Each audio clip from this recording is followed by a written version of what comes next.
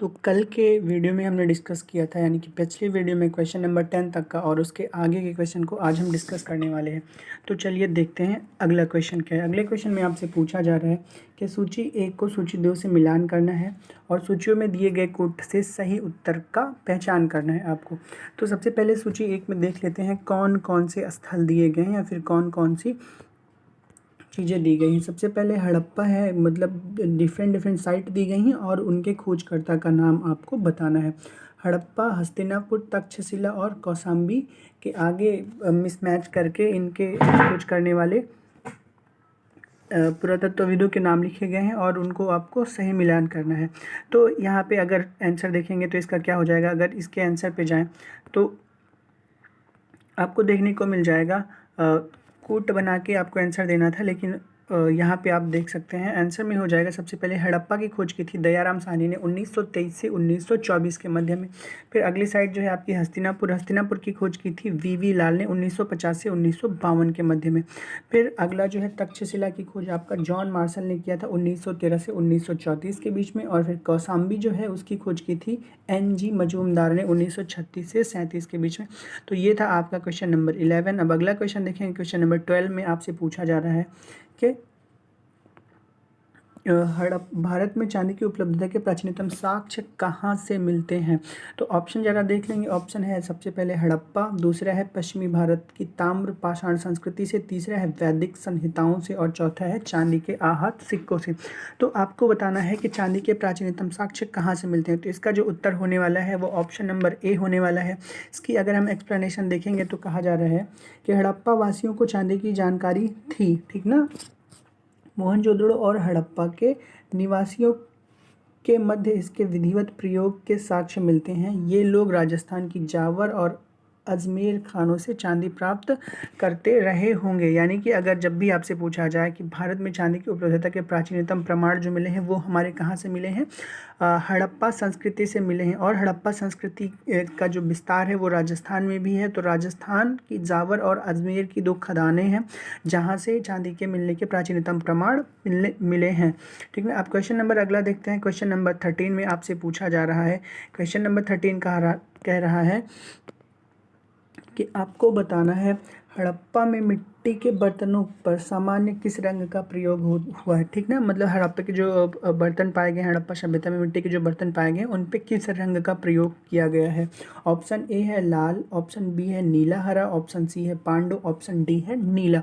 तो इसमें जो आपका उत्तर होने वाला है वो ऑप्शन हो जाएगा लाल, यानी कि हड़प्पा में जो मिट्टी के बर्तनों पे रंग का प्रयोग किया जाता था वो लाल रंग था। अगर इसका हम एक्सप्लेनेशन देखेंगे तो क्या हो जाएगा, देखिए आपको बताया जा रहा है कि प्रारंभिक हड़प्पा में पैर से चालित चाक का प्रयोग किया जाता था। यानी कि जो हड़प्पा सभ्यता में बर्तनों को बनाने के लिए चाक होता है जिसमें जिसको घुमा घुमा के उस पर सेप दिया जाता था, तो वो पैर से चलाने वाले चाक का प्रयोग किया जाता था। परिपक्व हड़प्पा के दौर में हाथ से चालित चाकों का प्रयोग किया जाने लगा, ठीक।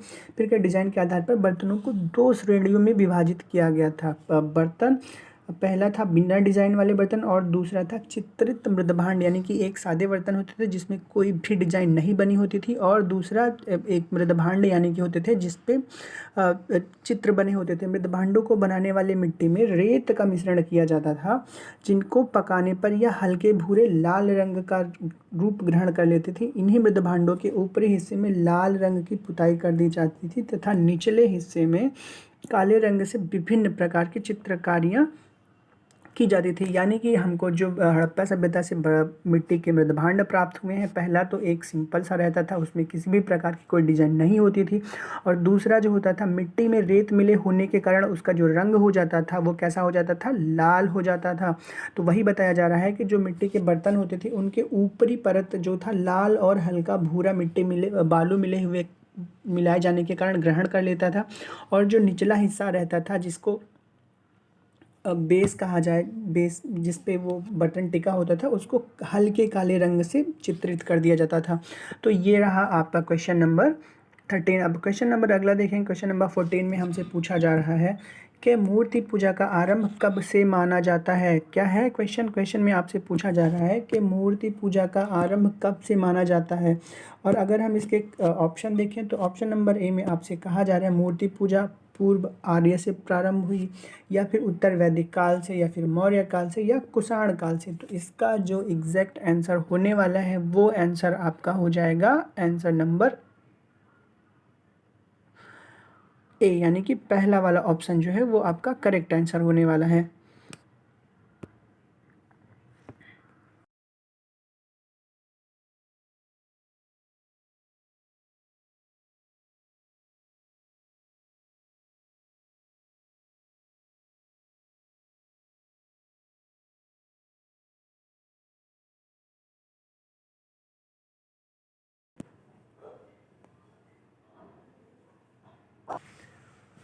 तो अब हम क्वेश्चन नंबर 17 देखते हैं। 17वें क्वेश्चन में आपसे पूछा जा रहा है कि एक जुते हुए खेत की खोज की गई थी, यानी कि इस प्रश्न में आपसे पूछा जा रहा है कि ऐसा कौन सा स्थान है जहाँ पे आपको जुते हुए खेत मिल जाते हैं। सबसे पहला ऑप्शन है, अगर हम देखें तो मोहनजोदड़ो, दूसरा ऑप्शन है कालीबंगा, तीसरा ऑप्शन है हड़प्पा और चौथा ऑप्शन है लोथल। यानी कि आपको इस प्रश्न में बताना है कि ऐसा कौन सा स्थान है जहाँ से आपको जुते हुए खेत मिल जाएंगे।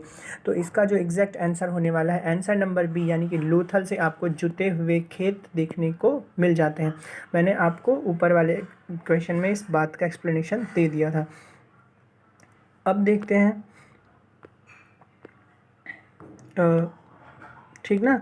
अगर ऑप्शन इस क्वेश्चन का एक्सप्लेनेशन भी देखें तो क्या हो जाएगा, आप देखिए इसमें कहा गया है कि जुते हुए खेत लोथल से मिलते हैं। उसका एक्सप्लेनेशन देखेंगे कि प्रश्नगत हड़प्पा सभ्यता के स्थलों में खंभात की खाड़ी के निकट स्थित लोथल से गोदीवाड़ा के साक्ष्य मिले हैं, यानी कि लोथल से क्या मिल जाते हैं, गोदीवाड़ा।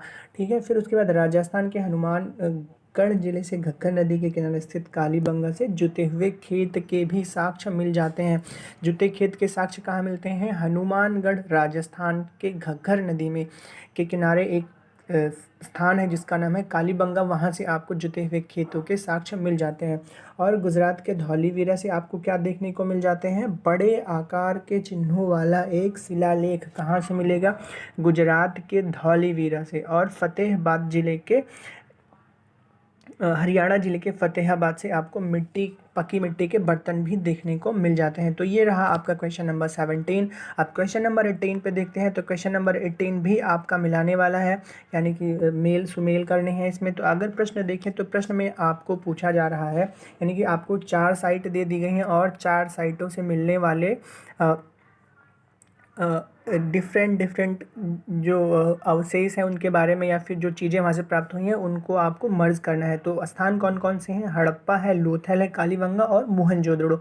और इनमें मिलाना है कि हमको सावधान R37 गोदीबाड़ा, नर्तकी की मूर्ति और जुता हुआ खेत। तो इसका जो एग्जैक्ट आंसर होने वाला है, हम डायरेक्ट आंसर देखते हैं। तो हमको जो हड़प्पा से मिला है, हड़प्पा से हमें मिला है सावधान R37 का। और जो लोथल है, लोथल से आपको गोदीबाड़ा मिलने के प्रमाण मिल जाते हैं। और कालीबंगा से आपको जुटा हुआ खेत तथा मोहनजोदड़ो से नर्तकी की मूर्तियां मिल जाती हैं। अब क्वेश्चन नंबर 19 अगर हम देखते हैं तो क्वेश्चन नंबर 19 में आपसे पूछा जा रहा है, ये भी सुमेल करने वाला ही है। आपको 4 साइट दे दी जाती हैं। पहली साइट पहले में आपको है हड़प्पा, दूसरे में हस्तिनापुर, नागार्जुन कोंड और पैठनपुर। तो इन 4 जगहों पे क्या पाए गए हैं यही आपको बताना है। तो इसका हम डायरेक्ट आंसर देखने वाले हैं। तो इसमें हम आपको बता दें कि आपको जो हड़प्पा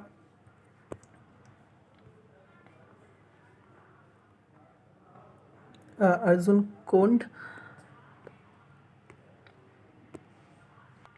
तो इसका आंसर होने वाला है हड़प्पा आपका जो है वो रावी नदी के तट पर है, और हस्तिनापुर जो है वो गंगा नदी के तट पर है, नागार्जुन कोंड जो है वो कृष्णा नदी के तट पर है, तथा पैठनपुर जो है हमारा गोदावरी नदी के किनारे स्थित है। यानी कि इस प्रश्न में आपको 4 प्रमुख शहर दिए गए थे, और उन प्रमुख शहरों जिस नदी के किनारे स्थित थे उन नदियों को आपको नाम बताने थे। तो जो हमारी हड़प्पा सब संस्कृति थी, हड़प्पा सभ्यता के जो शहर थे वो रावी नदी के किनारे स्थित थे। हस्तिनापुर के जो शहर थे वो गंगा नदी के किनारे थे। और नागार्जुन कुंड वो कृष्णा नदी पर स्थित था। तथा पैठनपुर, जिसे प्रतिष्ठानपुर भी कहते थे, वो गोदावरी नदी से संबंधित स्थल है। अब क्वेश्चन नंबर अगला अगर देखें तो हमें ये भी उसी टाइप का क्वेश्चन है। इसमें आपको कहा गया है कि कुछ हड़प्पा संस्कृति की बस्तियाँ दी गई हैं और वो बस्तियाँ जिस नदी के किनारे स्थित है वो नदी आपको दी गई है। तो हड़प्पा नामक बस्ती, कालीबंगा, लोथल, रोपड़, ये 4 शहर आपको दिए गए, 4 बस्तियां दी गई हैं और इन चारों को आपको बताना है कौन किस नदी के किनारे स्थित है। तो इसका हम सीधे आंसर देखने वाले हैं। जो हड़प्पा है हमारा, वो हड़प्पा कहाँ है? रावी नदी के तट पर स्थित है।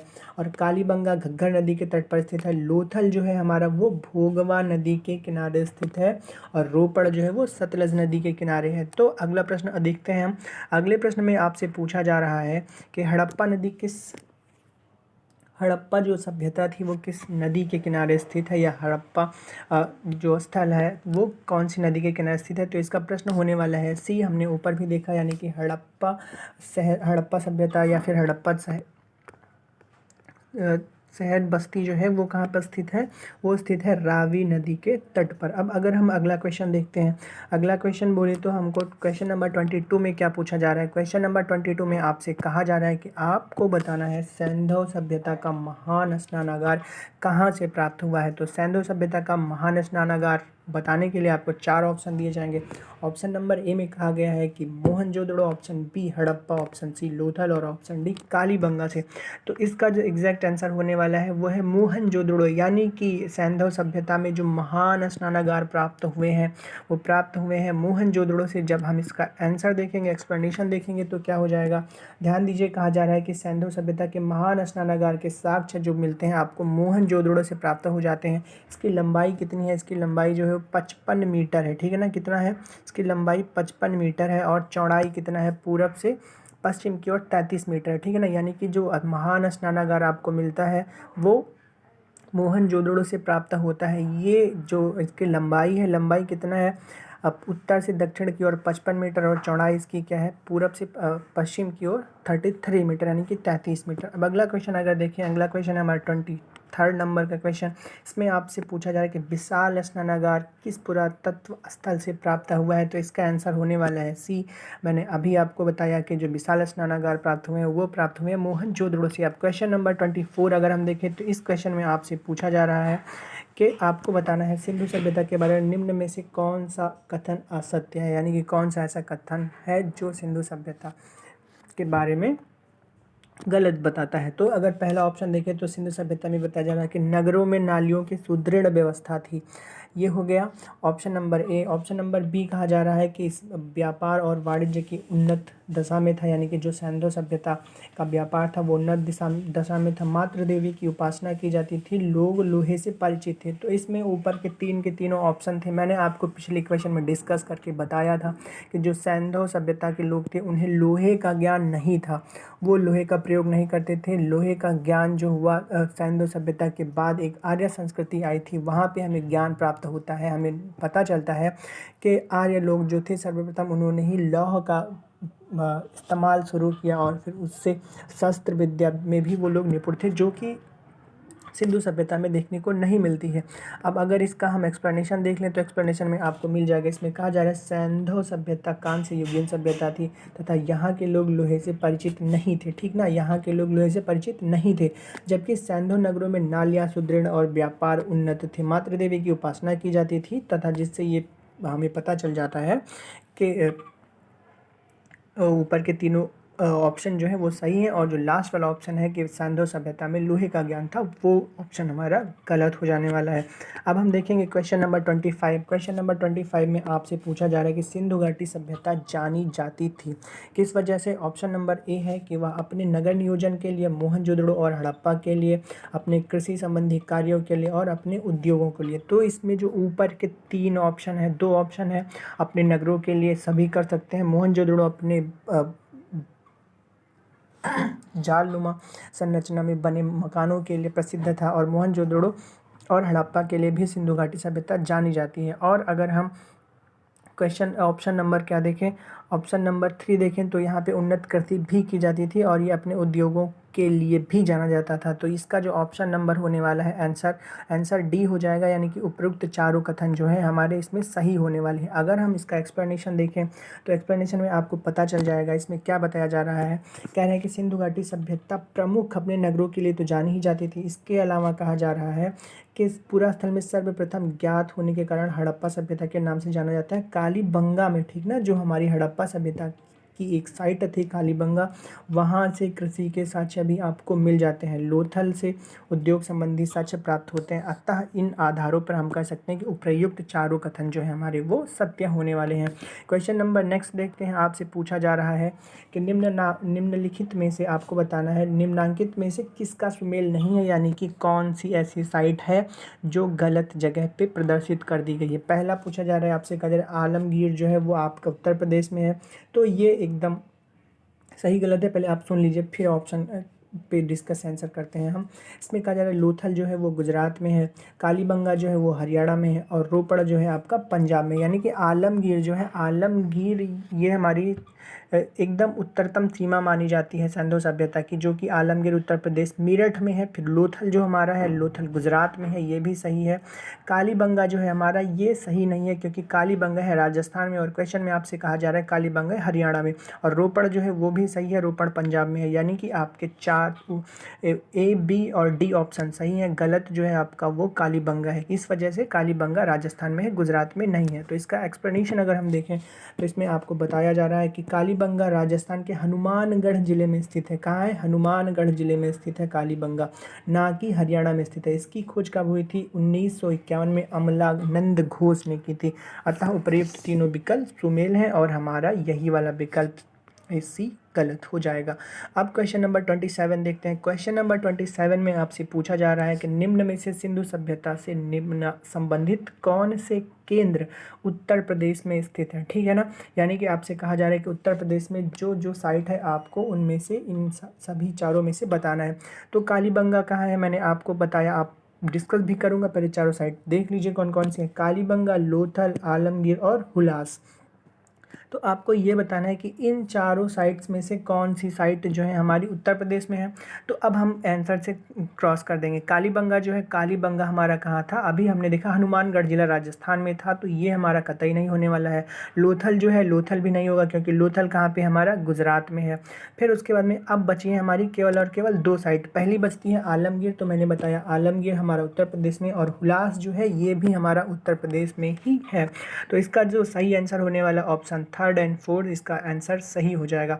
अब अगर हम आप इसका एक्सप्लेनेशन देखें तो आपको मिल जाएगा। इसमें बताया जा रहा है कि कालीबंगा राजस्थान में तथा लोथल गुजरात में स्थित है, आलमगीर उत्तर प्रदेश के मेरठ जिले में, तथा हुलास कहाँ है? हमारा सहारनपुर जिले में स्थित है। तो इसका जो आंसर होने वाला है वो आंसर डी हो जाएगा। अब हम नेक्स्ट क्वेश्चन देखते हैं। क्वेश्चन नंबर 28 में आपसे पूछा जा रहा है कि हड़प्पा संस्कृति के स्थल एवं उनकी स्थिति के संबंध में युग्मों का सही मिलान करिए। यानी कि हमको बताने हैं कि कौन सा युग्म है जो सही सुमेल में है, यानी कि जो साइट है वो उस स्टेट में दी गई है। तो हमको बताना है, पहला कहा जा रहा है कि आलमगीर उत्तर प्रदेश में है, फिर बनवाली हरियाणा में है, दैमाबाद महाराष्ट्र में है और राखीगढ़ी जो है वो राजस्थान में है।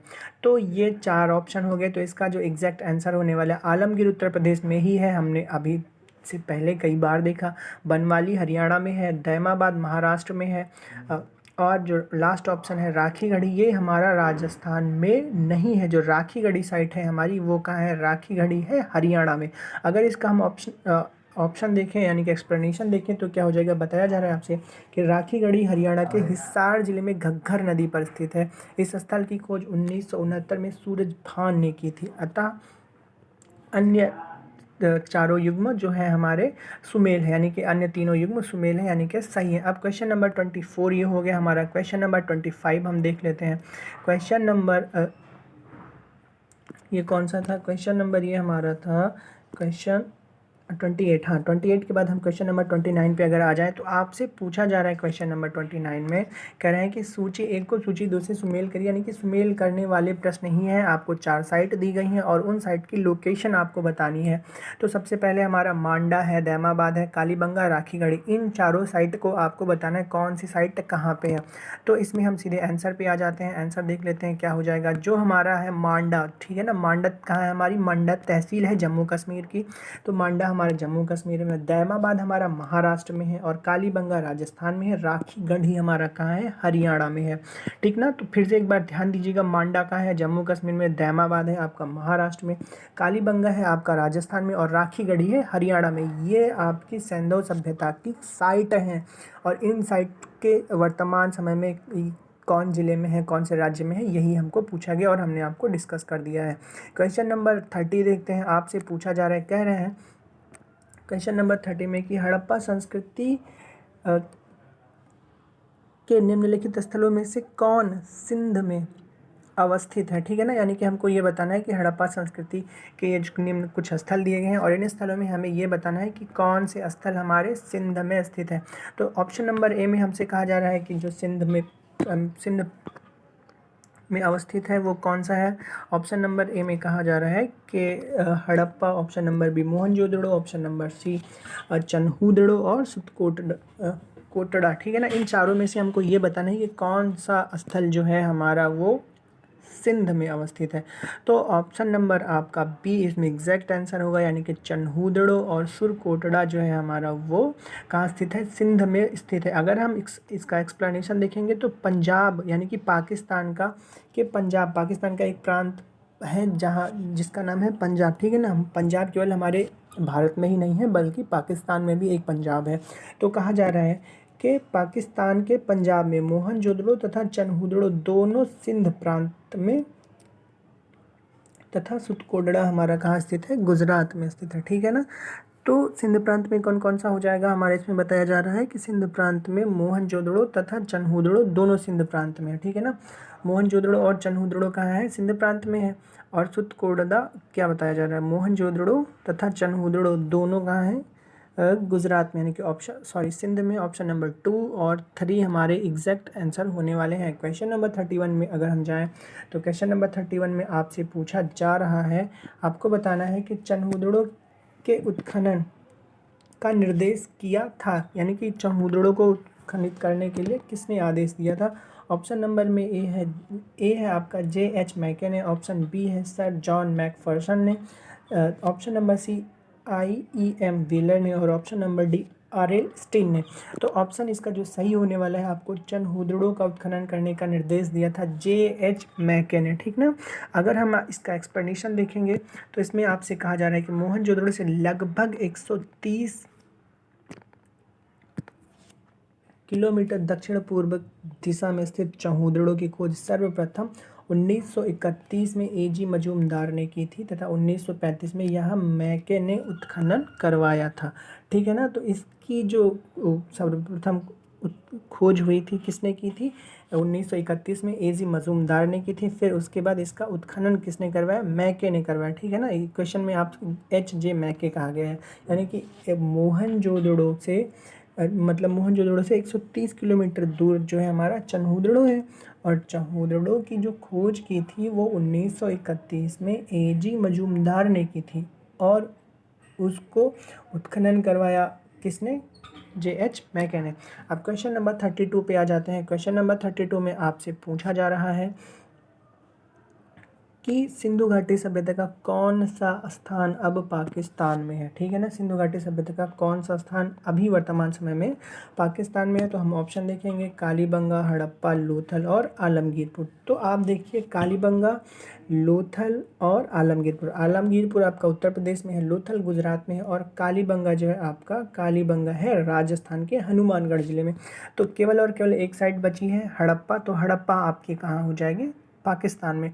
अब हड़प्पा कह रहे हैं कि पाकिस्तान के मांटगोमरी वर्तमान साहिवाल तहसील है में स्थित है। अब क्वेश्चन नंबर 33 देखते हैं। क्वेश्चन नंबर 33 में आपसे पूछा जा रहा है कि रंगपुर, ठीक है ना, क्या कह रहे हैं, रंगपुर जहां हड़प्पा की समकालीन सभ्यता थी वह है, कौन से स्टेट में है जहाँ पे रंगपुर स्थित है?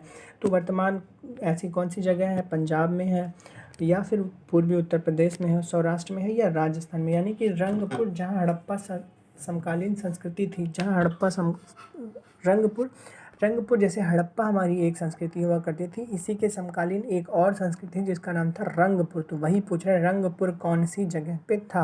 तो रंगपुर था आपका सौराष्ट्र में, ठीक है ना। इसका एक्सप्लेनेशन अगर देखेंगे तो कह रहे हैं रंगपुर गुजरात के सौराष्ट्र क्षेत्र में है। यहाँ से प्राक हड़प्पा और उत्तर हड़प्पा कालीन सभ्यता के साक्ष्य मिलते हैं। क्वेश्चन नंबर ये हो गया आपका 33। क्वेश्चन नंबर 34 में कह रहे हैं कि दधेरी एक परिवर्तित हड़प्पीय पुरा स्थल है और जो कि कहाँ पे स्थित है? आपको बताना है। दधेरी जम्मू कश्मीर में है, पंजाब का है, हरियाणा का है, या फिर उत्तर प्रदेश का है? तो इसका जो एग्जैक्ट आंसर होने वाला है वो आंसर नंबर बी हो जाएगा। दधेरी आपका पंजाब प्रांत में स्थित है। क्वेश्चन नंबर 33 के बाद क्वेश्चन नंबर 35 पे आते हैं। क्वेश्चन नंबर 35 में आपसे पूछा जा रहा है कि सिंधु सभ्यता का कौन सा स्थान भारत में स्थित है? ऑप्शन नंबर ए है हड़प्पा, बी है मोहनजोदड़ो, सी है लोथल और डी है उपरोक्त में से कोई नहीं। तो सिंधु सभ्यता का स्थल जो है हमारा हड़प्पा कहाँ है? मैंने आपको बताया पाकिस्तान में है। मोहनजोदड़ो भारत में नहीं है, तो बचा कौन? लोथल। लोथल का हमारा गुजरात में है। तो लोथल जो है हमारा वो भारत में स्थित हो जाएगा। यही करें सिंधु सभ्यता से संबंधित लोथल नामक पूरा स्थल गुजरात के अहमदाबाद जिले में भोगवा नदी तट पर सगरवल गांव के समीप स्थित है। हड़प्पा और मोहनजोदड़ो दोनों साइट जो है वो हमारी कहाँ पे हैं? वो पाकिस्तान प्रांत में स्थित है। तो आज के वीडियो में केवल इतना ही। आशा करते हैं आपको अच्छा लगा हो। अगर अच्छा लगा हो तो चैनल सब्सक्राइब ज़रूर करिए और आपको जितने भी क्वेश्चन पूछे गए हैं लोक सेवा आयोग एवं राज्य लोक सेवा आयोग द्वारा आयोजित विभिन्न परीक्षाओं में जितने भी प्रश्न आते हैं उन सारे प्रश्नों को हम ऐसे करके डिस्कस करने वाले हैं। तो प्लीज़ आप चैनल पे बने रहिएगा, चैनल को सब्सक्राइब करिएगा। बहुत बहुत धन्यवाद।